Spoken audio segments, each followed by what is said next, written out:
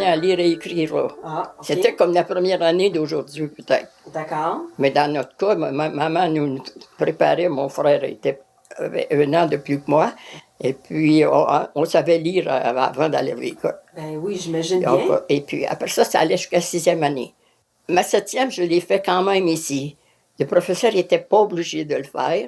Il le faisait s'il voulait, mais en condition que l'élève puisse aider pour faire les petits, venir des coups de main comme ça. Est-ce que vous voulez dire que vous étiez la seule élève de 7e année? Où étaient les autres?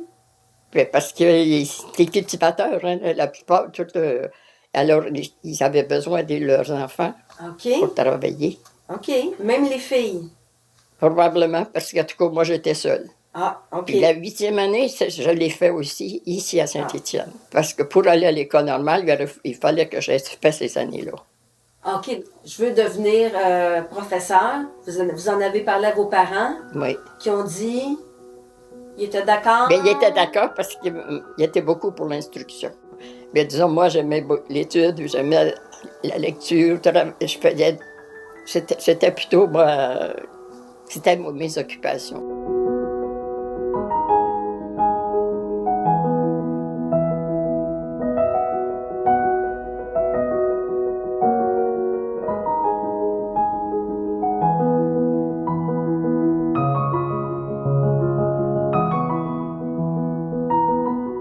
Il y a eu 4 écoles dans Saint-Étienne. C'est ça. Et vous, vous avez décidé de devenir professeur. Comment ça se fait? Comment est venu ce cheminement-là dans votre tête?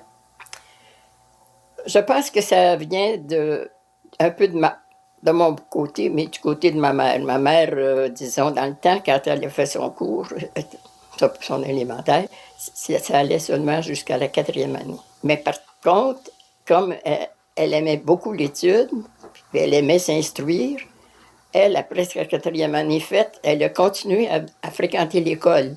Elle aidait la maîtresse d'école pour faire les petits puis tout ça, là.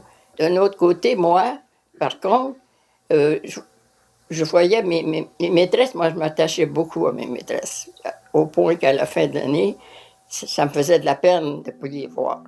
Et puis, je les voyais faire, je les admirais, et puis ça me tentait.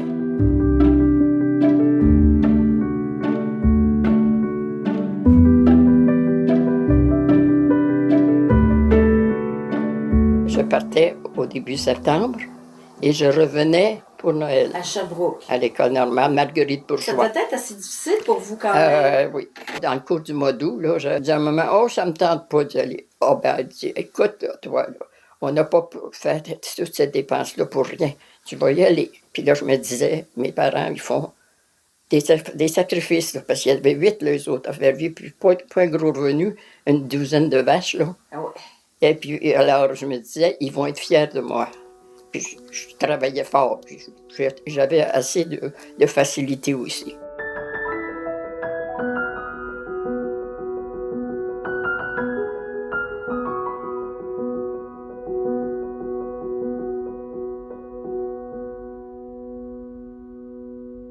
Vous aviez au moins le niveau préparatoire, 1e, 2e, 3e, 4e, 5e, 6e. Oui. Vous aviez donc 7 niveaux oui. à vous occuper avec ces 30-là. C'est ça. Comment vous faisiez? Quand on ouvrait la classe, là, ça commençait par une prière. Ah! On commençait toujours par une prière. Et puis, l'après-midi, il y avait le chapelet qu'on disait. On disait le chapelet. En revenant du dîner? C'est ça. À 1h, quand ça commençait, c'était le chapelet. À genoux. Les petits, là, les autres, c'était peut-être jusqu'à 1e, 2e, peut-être même 3e. Mais il y avait à faire écrire les textes. Parce qu'apprendre à écrire, il faut quand même qu'ils écrivent. Oui. Bon, ben, pendant ce temps-là, moi, je préparais les autres. D'autres, ben, j'avais des leçons peut-être à demander. Et puis, après ça, ben là, je commençais avec une autre classe pour donner du travail. Ah oui. Ou bien j'avais une dictée à donner. Alors, ça marchait comme ça. Pendant que moi, j'étais avec une classe, l'autre classe avait déjà un travail à faire. Oui. Puis comme ça reprenait comme ça. Fait que vous, là, votre préparation de classe, là, il fallait que vous sachiez où est-ce que tout un chacun était rendu. Oui, puis oui. Probablement qu'il y en a qui allaient plus vite que d'autres. Ah bien, c'est ça. Mais oui, mais c'est ça que je pense que ça a du bon aussi, parce que les classes les moins avancées écoutent ce qui s'est dit aux autres, Ouais. puis ils apprennent des fois par ça. Les brillants, là, Oui. ceux qui n'aiment pas ça, l'école, ben, je sais pas, Non. ils font autre chose.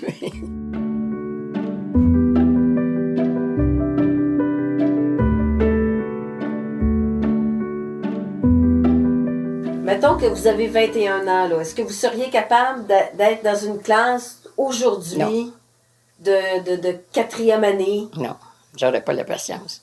Non. Et je pense que non, les enfants sont bien évolués.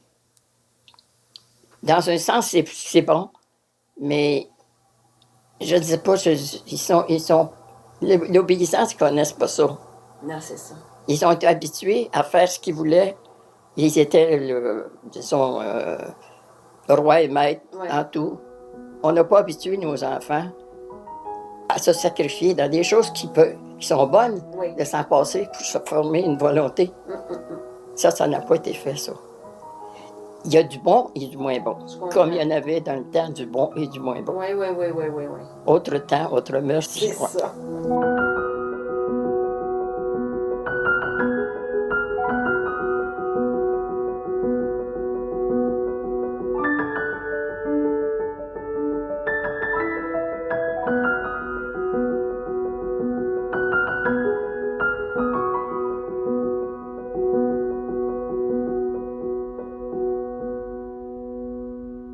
Il y a une, entre autres, elle avait 12 ans, elle était de l'âge de ma soeur Denise. J'ai fait faire sa 6e année. Elle dit, ça c'est ma maîtresse que j'ai aimée le mieux. Elle dit, ah, c'est la meilleure que j'ai eue. En tout cas, puis son mari était là à côté, puis il dit, ah, on parle rien que de ça dans la maison. Puis un autre qui était au Rocher, elle, quand elle me voit que je sois n'importe où, elle vient me parler. Puis elle aussi, elle est contente de dire que c'était ma maîtresse, qu'elle aimait ça. Ah non, c'est celle-là, à chaque fois que je les vois, ils viennent à moi. Ah, c'est le fun.